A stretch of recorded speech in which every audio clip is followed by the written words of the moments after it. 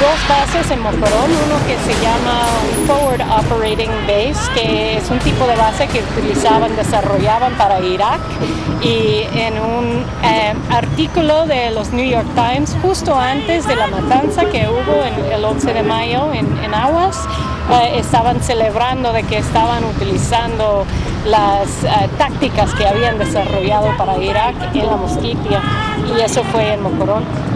Otro entonces en Mocorón que se llama Tropic Regions Test Center en inglés. Luego el aguacate, Puerto de Jazeera, la brea, el dato, cámara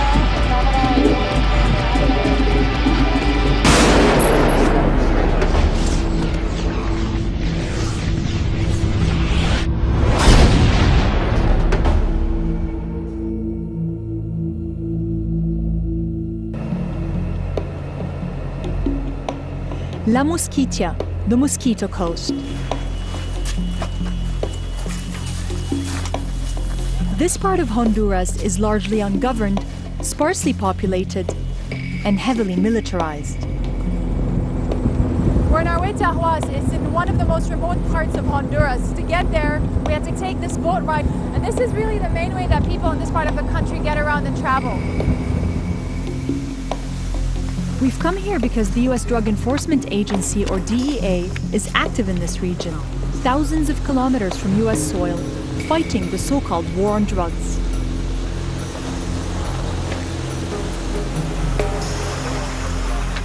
We've just found out that one of the operations that they were involved in has left several civilians dead. Yo estaba gritando, llamando a Dios. Ahí estaba un montón de militares ahí en el landín. Y cuando yo salí me puso con el arma y se va a matarme. Yo no me maté, le dije, yo mataste a mi hijo, no me mates. Mi hijo metió una bolsa, pero así lo llevó mi hijo.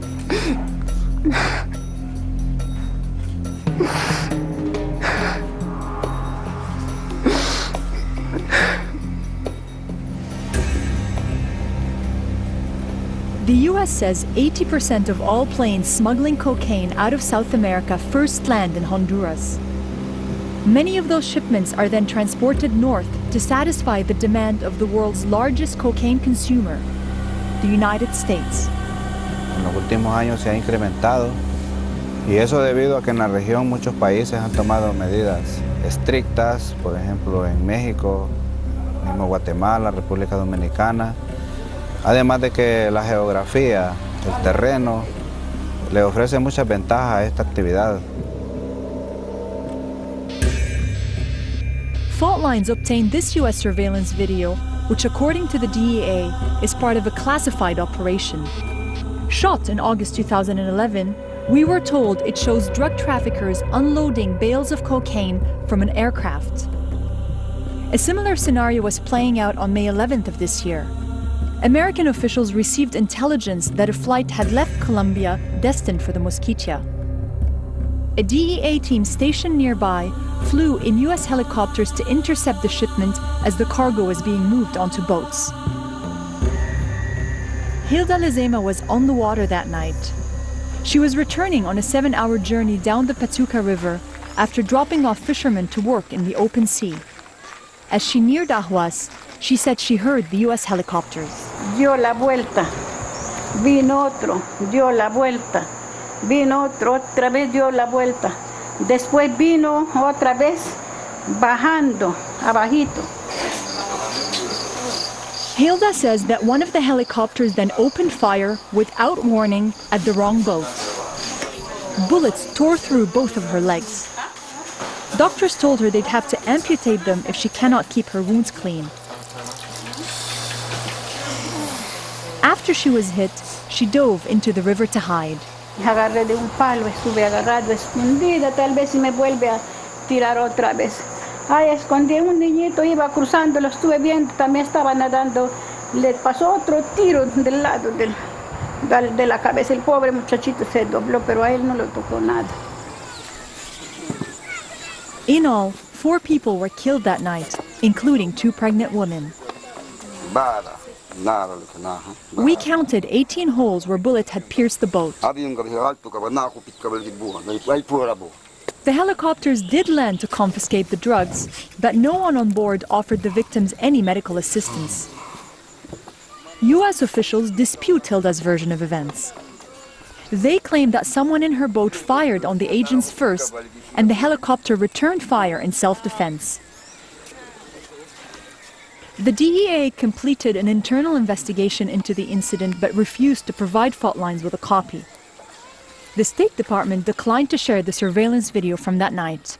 Was it an American operation?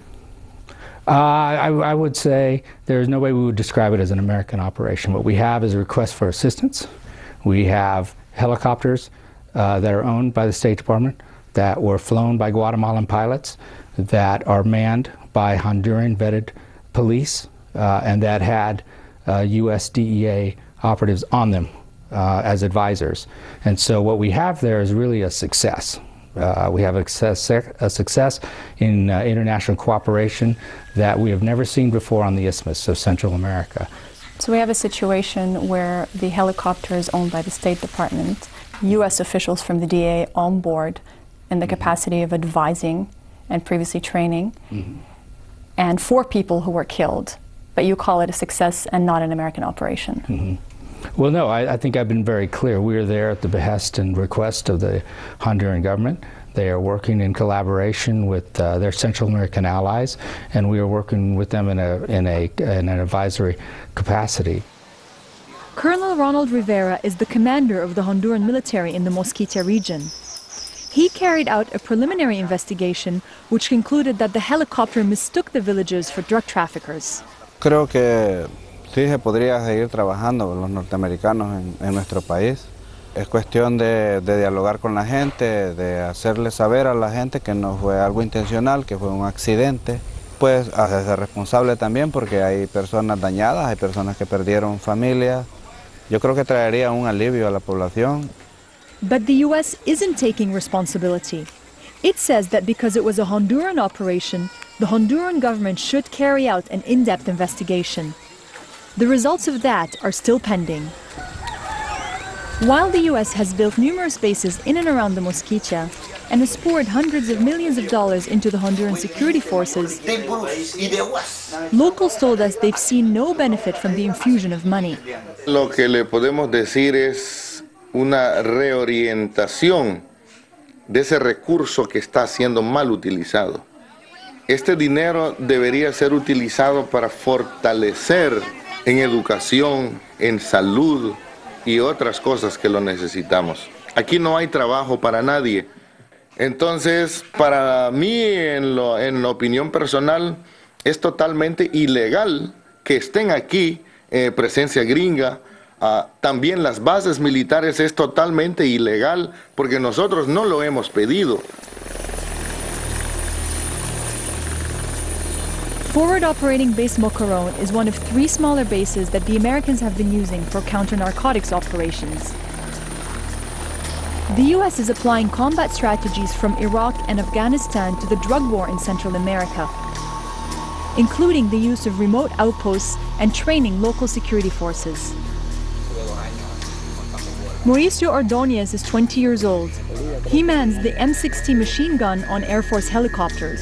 Tuvimos bastante entrenamiento con ellos, estuvimos 2 meses con ellos.